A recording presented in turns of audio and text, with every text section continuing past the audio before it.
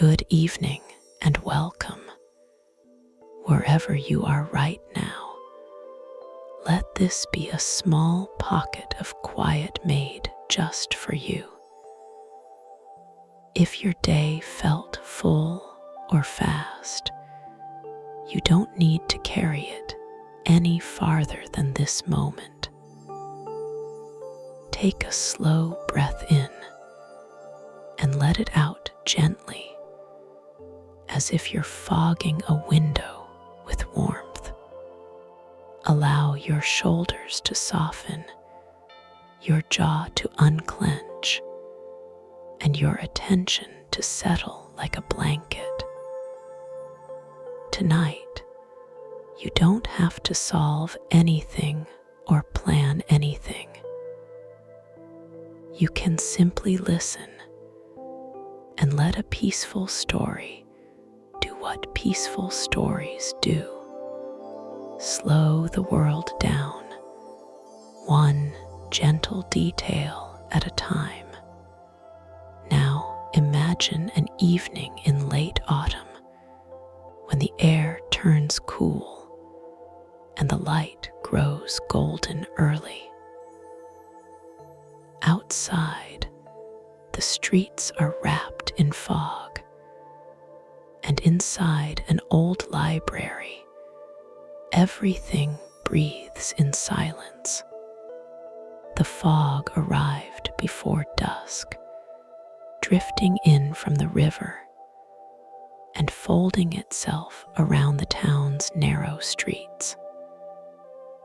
It softened the edges of lampposts and shop windows, turning familiar corners into gentle curves and muting every distant sound. Wet leaves lay pressed to the pavement like small copper coins, and the last few passers-by moved unhurriedly, their steps quiet, their outlines softened as if sketched in pencil, and then lightly smudged. At the end of a side street, set back behind a low iron fence, stood the old library. Its tall windows glowed with a steady amber light, not bright enough to announce itself, but warm enough to feel like an invitation. The building had the calm patience of something that had watched centuries change their clothes and move on. Tonight, the fog kissed its stone walls and gathered at its steps, and the library held its warmth like a secret kept kindly.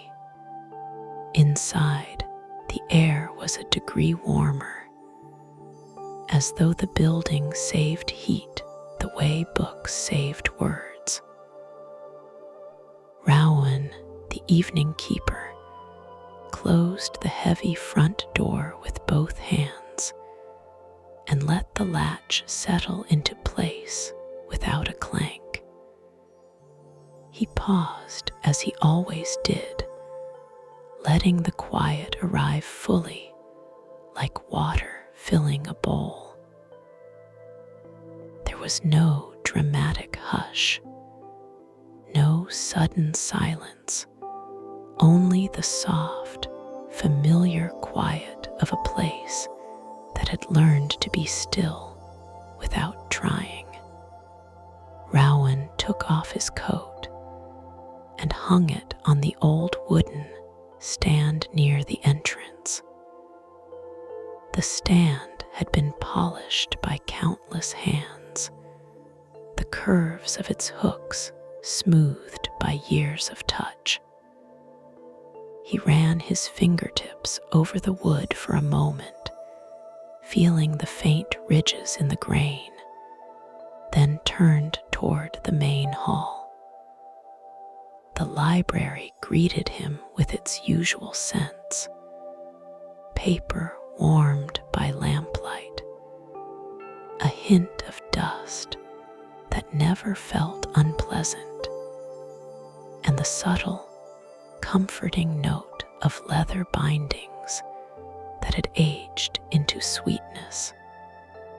The lamps were already on small pools of light beneath green glass shades, brass stems shining softly where they caught the glow. Somewhere deeper in the building, a radiator clicked once, like a quiet throat clearing, then settled. Rowan walked slowly across the entry tiles and onto the wooden floor of the central aisle. The boards answered with a gentle creak, not complaining, just acknowledging his presence the way an old friend might nod. The library's main room rose higher than it looked from outside, with balconies on either side and narrow wooden staircases curling up to them. The stairs were dark oak, worn pale at the edges where feet had passed for decades. Between the shelves, the aisles formed a kind of orderly maze, straight lines that invited wandering, corners that offered privacy without hiding. Rowan liked that about this place. It never tried to overwhelm, only to hold. He carried a small notebook under his arm, the kind with a cloth cover and a ribbon marker. It was not a ledger of debts or rules.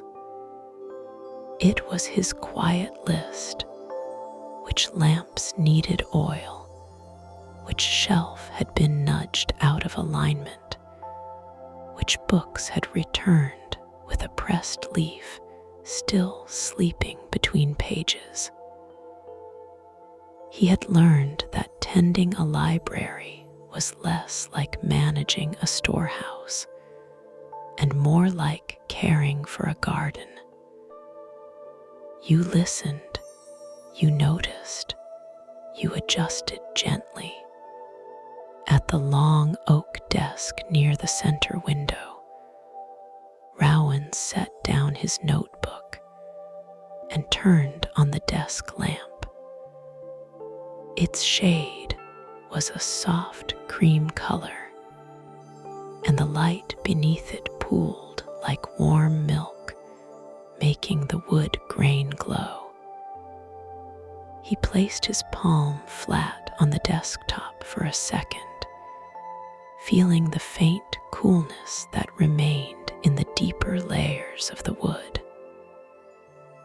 Then he opened the notebook, glanced at a short line of tasks, and closed it again with a small, satisfied breath. He didn't rush. The library never rewarded rushing. From a nearby shelf, he lifted a stack of returned books, 3 volumes that had come back that afternoon just before the fog thickened. One had a cloth spine the color of dried moss. Another was bound in dark red leather with tiny cracks like a fine web. The third was slimmer, with pale paper covers and a title stamped in fading ink. Rowan held them close for a moment, not possessively, but attentively, as if he could feel how far each book had traveled while it was away. He began with the dark red volume, turning it so the spine faced him. His fingers traced the raised letters, slow and light. The texture was familiar and pleasing, leather softened by years, warmed by hands, slightly matte where it had been touched most. He opened it just an inch, enough to hear the small sigh of paper releasing, and then settling, and the scent rose gently.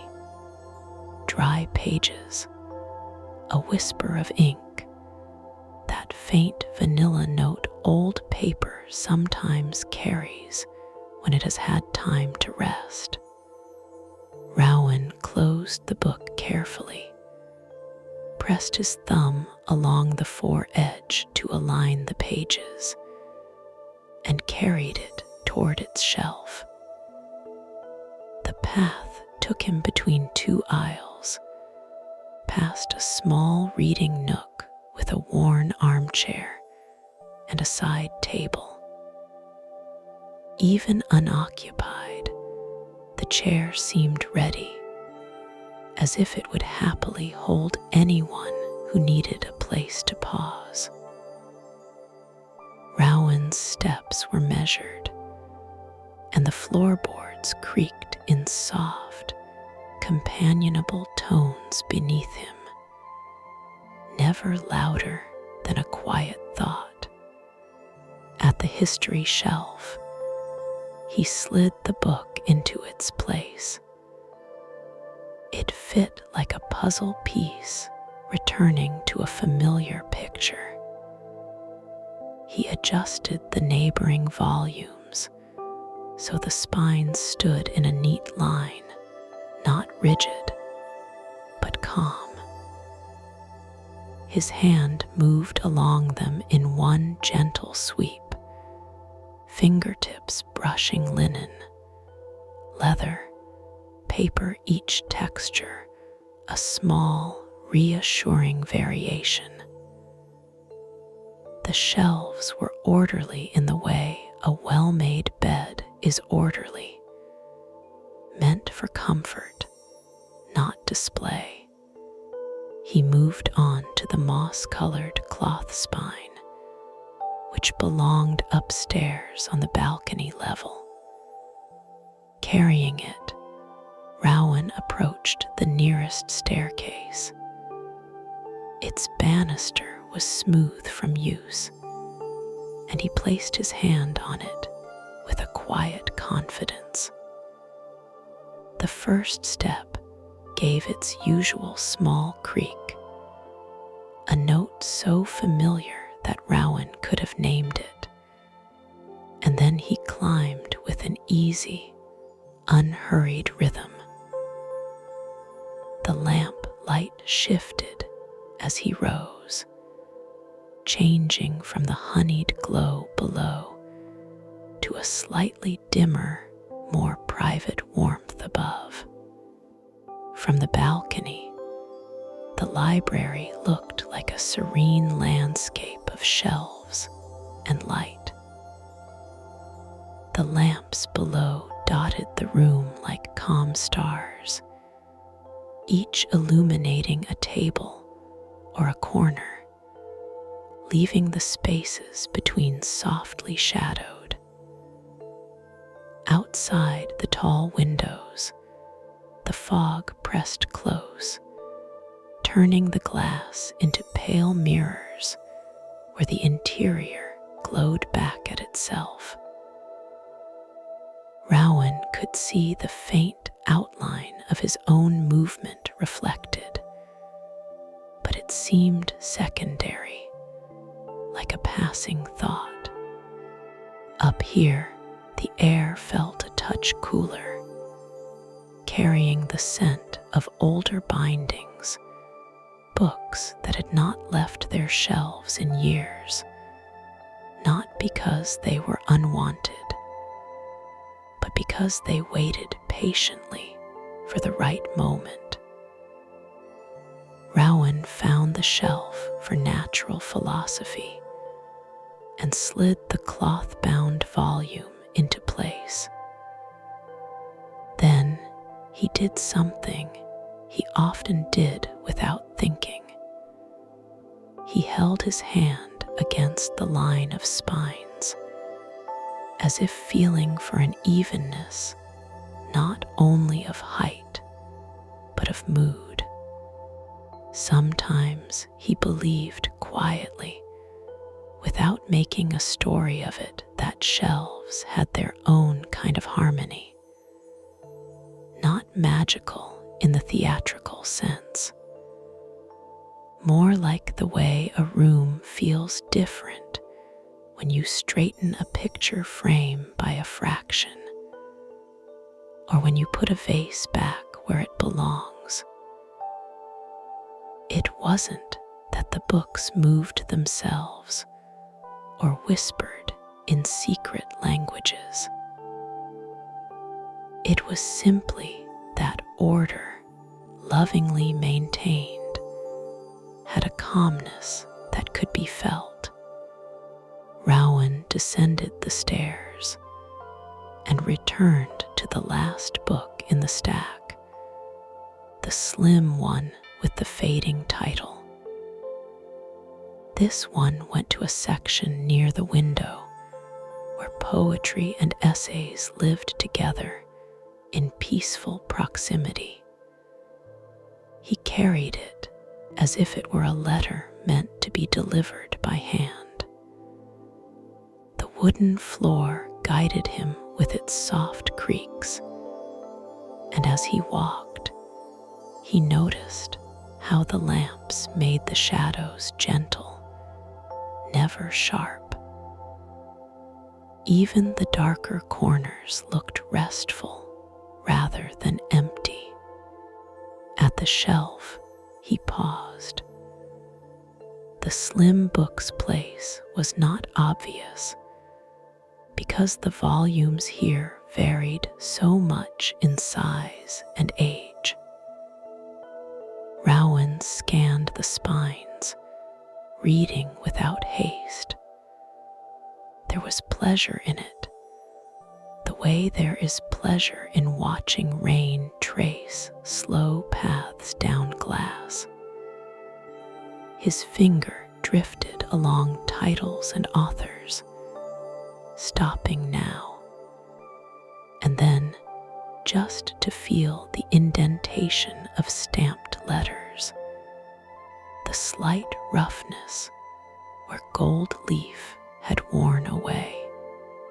He found the spot, slid the book in, and then remained there facing the shelf, as if the act of returning it had also returned something in him. Rowan had always been a reader, but he was also, in his quiet way, a listener. He listened to the building's small sounds, the radiator's faint ticking, the almost inaudible shift of settling wood, the soft breath of pages when a draft moved through an aisle. The library spoke in the language of tiny things, and Rowan understood it without needing to translate. The fog outside thickened as evening deepened. Through the window, the street lamp's glow had become a blurred coin of light suspended in gray. Now and then, a shape passed, someone walking home, a bicycle rolling slowly, a car moving as if it, too, didn't want to disturb the calm. The town sounded far away, as though the library sat at the center of a quiet pocket where the world had agreed to lower its voice. Rowan returned to the desk and poured himself a cup of tea from a small thermos he kept tucked beneath it. The tea was simple black, lightly sweetened, and the warmth of the cup seeped into his palms. He took one sip and let it linger, not for flavor alone, but for the way it encouraged him to slow down. Then he set the cup beside the lamp, opened his notebook again, and wrote a single line: "Returned volumes shelved. Lamps steady. Quiet good." There were other tasks, but none that demanded urgency. Rowan stood and walked to the far aisle, where a rolling ladder rested against the shelves. The ladder was wooden too, its rungs worn smooth, and it moved on small wheels that whispered rather than squeaked. He guided it along the rails until it lined up with a high shelf where a few books leaned at tired angles. He climbed 2 rungs, just enough to reach, and began to straighten them one by one. Each book he handled offered a small sensory story. Some covers felt cool and firm, others warm and pliant. Some pages were thick as fabric, others thin and crisp, making a delicate sound when they shifted. He pulled out a large atlas, heavy and steady, and dusted the top edge with a soft cloth, releasing a faint, dry smell like sun-warmed wood. He slid it back and watched how it settled, perfectly balanced between its neighbors, as though relieved. Rowan descended and rolled the ladder along to the next section, where the spines were mostly cloth and paper rather than leather.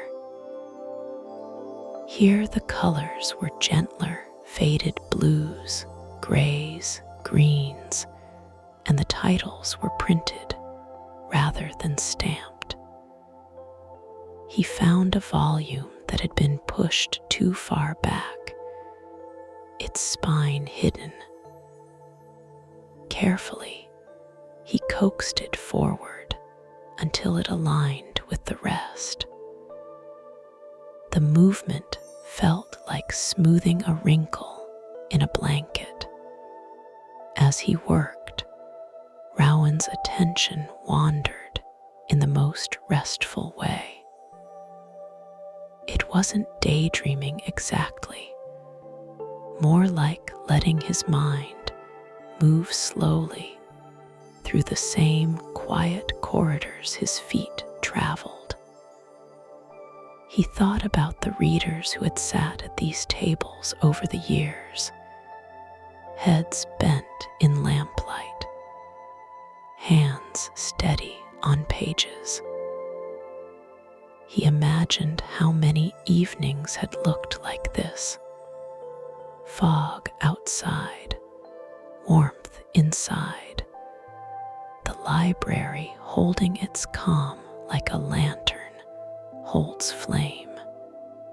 At a corner table, a single book lay open from earlier in the day, forgotten by someone who had left in a hurry. Rowan approached it with gentle caution, as though he might startle it. The pages were spread wide, and in the center crease lay a pressed maple leaf, thin and amber, perfectly dry. He smiled softly. The leaf looked like a bookmark made by autumn itself. He lifted the leaf carefully, feeling how fragile it had become, and placed it between two blank sheets of paper in his notebook to keep it safe. Then he turned back to the open book and read the last line on the page. It was a sentence about rivers and patience, written in a calm, precise hand. Rowan didn't read further. He didn't want to intrude. Instead, he closed the book with a respectful touch and carried it to the returns cart, where it could be shelved in its proper place later. The desk lamp's light made a small island of brightness in the middle of the room. Rowan returned to it and sat for a moment, letting the chair settle beneath him with a quiet, wooden sigh. He listened again. The library's silence wasn't empty. It was full of softened edges, like velvet draped over sharp corners. Even his own breathing seemed to belong here, steady and unremarkable. He realized then that he wanted, before the night ended, to choose a book for himself. Not for duty, not for cataloging, but simply for the comfort of reading in this particular light, while the fog stayed outside like a patient visitor. Rowan rose and walked toward the fiction shelves, where the books seemed to hold warmth more than anywhere else, as though stories generated their own gentle heat. The fiction section occupied a long aisle lined with lamps spaced at careful intervals. Their light touched the spines in alternating patterns, bright, then soft, then bright again, like slow breathing. Rowan walked down the aisle with his hands loosely at his sides, then lifted one hand and let his fingers hover near the books, not choosing yet. There was a quiet pleasure in delay. He began at eye level, reading spines. Some titles felt too lively for tonight, their promise of adventure sharp and bright. Others felt too heavy, too full of sorrow that might cling.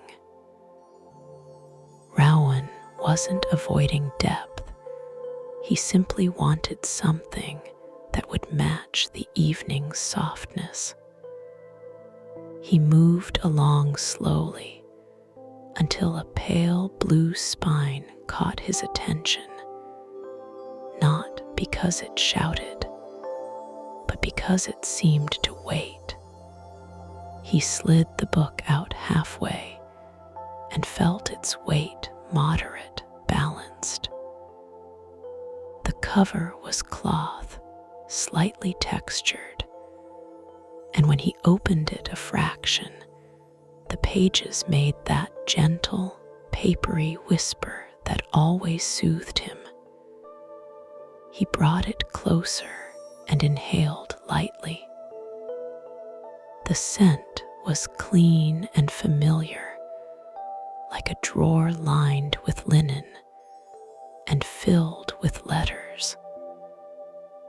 For a moment he stood there, book in hand, letting his mind settle around the choice.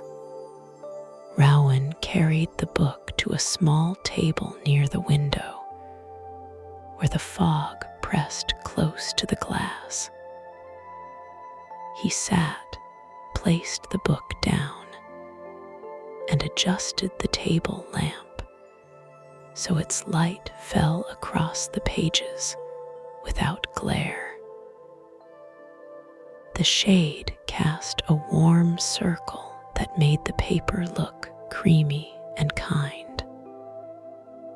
Outside, the world had become nearly colorless, but inside, the lamplight turned everything into gold and brown and soft green.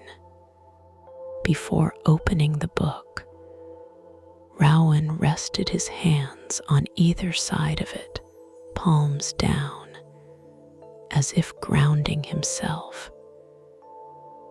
He felt the faint vibration of the building, nothing dramatic, just the subtle, living presence of wood and stone settling into night. He imagined, not as fantasy, but as a quiet metaphor, that the library itself was exhaling. The thought made his shoulders loosen further. He opened the book. The first page lifted with a soft resistance and then released, sliding over with the lightest sound. Rowan read the opening lines silently. His eyes moved in an unhurried pace, and with each sentence, the day's leftover noise drained a little more. The story inside the book was simple at first. A person walking through fields at dusk, noticing the way the sky changed color. Rowan felt himself matching that pace, step by step. He turned a page. The paper whispered again, a sound like dry leaves being brushed gently aside. The lamplight made the tiny fibers in the page visible if he looked closely, and he liked that this reminder that books were made of ordinary things transformed by patience.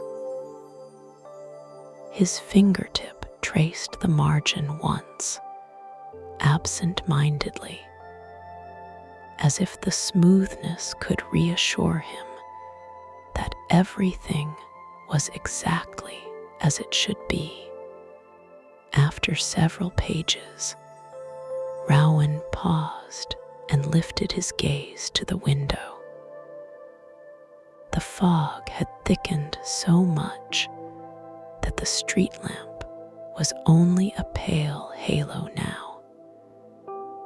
The library's reflection was clearer than the outside world. Rows of shelves, points of lamp light, the quiet shape of Rowan at the table. It felt like being inside a warm ship traveling through a sea of cloud. Safe, contained, moving without needing to arrive anywhere quickly. Rowan returned to the book. He read on, letting the sentences cradle his attention. When a phrase pleased him, he didn't clutch it. He simply let it pass through, like a breeze through curtains. He had learned that some kinds of beauty were best held lightly. The library seemed to agree. offering its calm without demanding anything in return. Time moved differently here, not in a magical way that broke rules, but in the way time changes when you stop measuring it. Rowan wasn't counting minutes. He was noticing sensations. The warmth of the tea beside him, the faint coolness at the window pane, the occasional creak from the floor as the building settled, the tiny sound of the page edges brushing one another when he turned them. At one point, the radiator clicked again, and Rowan smiled as if the library had spoken a brief word. He reached for his tea, now lukewarm, and drank the last sip. The cup made a soft sound when he set it down. Everything in the room seemed softened, cushioned by quiet.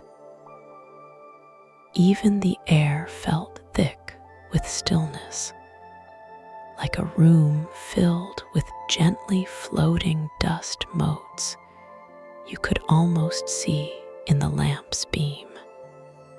Rowan turned another page and found a passage describing a candle being lit in a small kitchen. The description was so careful, so attentive to flame and shadow, that Rowan felt a kinship with the writer. He wondered if the writer had also loved lamplight, loved the way it made corners less lonely. He glanced at his own lamp, at the warm circle it cast, and felt grateful for the simple technology of light held steady. A little later, Rowan closed the book with a finger marking his place. He didn't feel finished. He simply felt ready to pause. He rested his palm on the cover, feeling the gentle give of cloth. In the quiet after reading, his mind felt like a surface of water after ripples have calmed. Thoughts still existed, but they floated slowly, not tugging him anywhere. He stood and walked along the nearest aisle, not for any task, but because he enjoyed the sense of moving through shelves at night. His steps were soft, and the floorboards responded with their familiar, mild voice. As he passed the poetry section, he reached out and touched a few spines in passing, an affectionate gesture, like brushing fingertips along a row of fence posts on a calm walk. Near the end of the aisle, he stopped at a shelf that held very old volumes, the kind with thick spines and faded gilt. Rowan didn't take them down. He simply looked at them, appreciating their quiet endurance. Some had small imperfections, scuffed corners, tiny tears in paper labels that made them feel more alive, not less. Age here was not decay. It was history made visible. Rowan returned to his table and sat again. He opened the book where he had left off, and the pages welcomed him back without ceremony. He read a few more pages, then turned another. The rustle was steady, comforting, like someone folding clean laundry in the next room. Outside, the fog remained, but it no longer seemed like something that hid the world. It felt like something that gave the world permission to rest. As Rowan read, he occasionally heard a soft tapping from the window, condensation sliding down in slow droplets. The sound was delicate, almost rhythmic. He imagined each droplet as a tiny punctuation mark added to the night.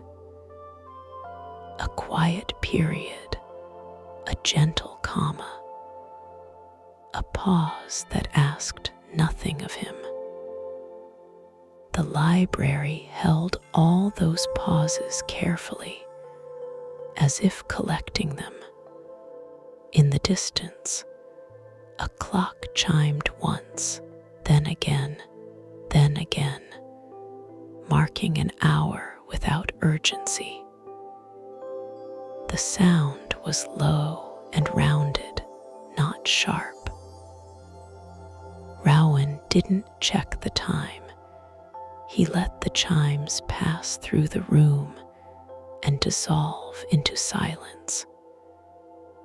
He continued reading, and the story's calm tone blended with the library's calm atmosphere until it was hard to tell where one ended and the other began. Eventually, Rowan reached a natural stopping place, a chapter's end, a small breath in the narrative. He closed the book slowly, pressing the cover down with a gentle firmness, and sat with it for a moment. The lamp's light warmed the top of his hands. He felt the pleasant heaviness that comes from sustained, quiet attention, the way muscles feel after a slow stretch.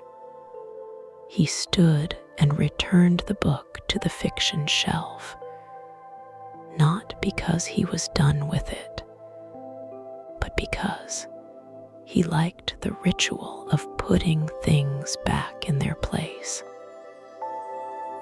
The spine slid in smoothly, aligning with its neighbors. Rowan adjusted it so the title showed clearly.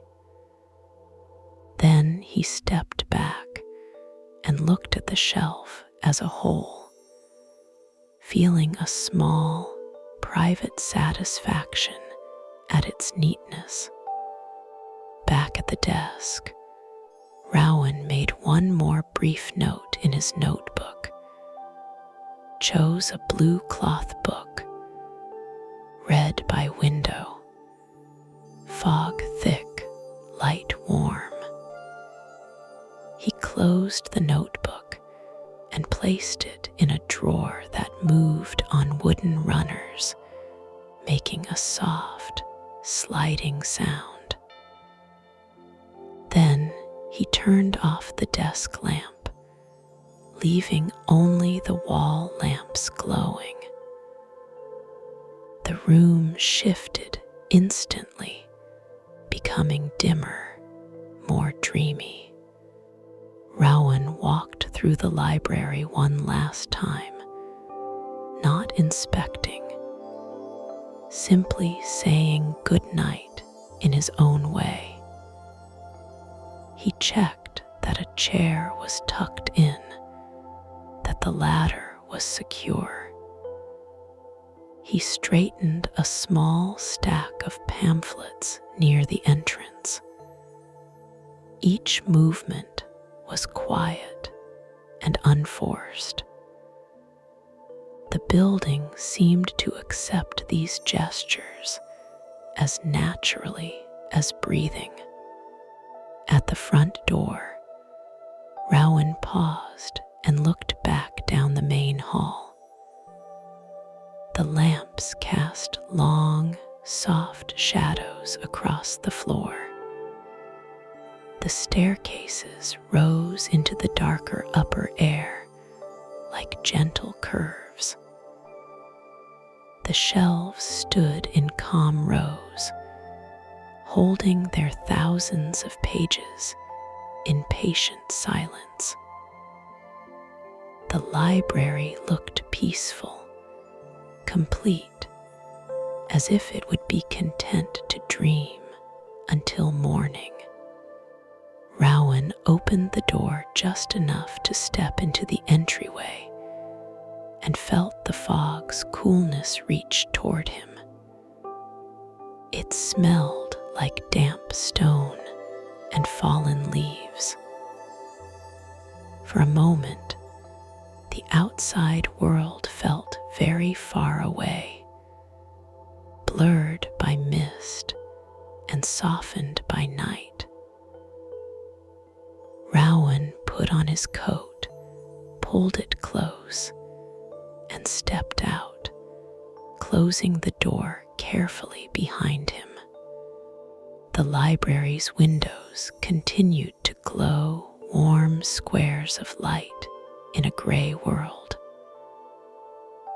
Rowan walked down the steps and along the fence, his footsteps quiet on the damp pavement.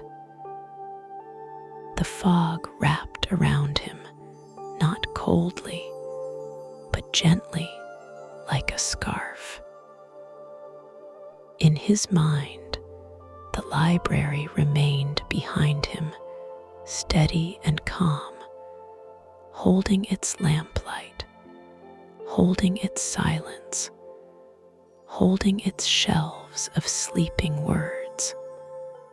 And if you imagine it now, this old library breathing quietly in the autumn evening, perhaps you can feel your own thoughts settling, your own inner rooms growing still.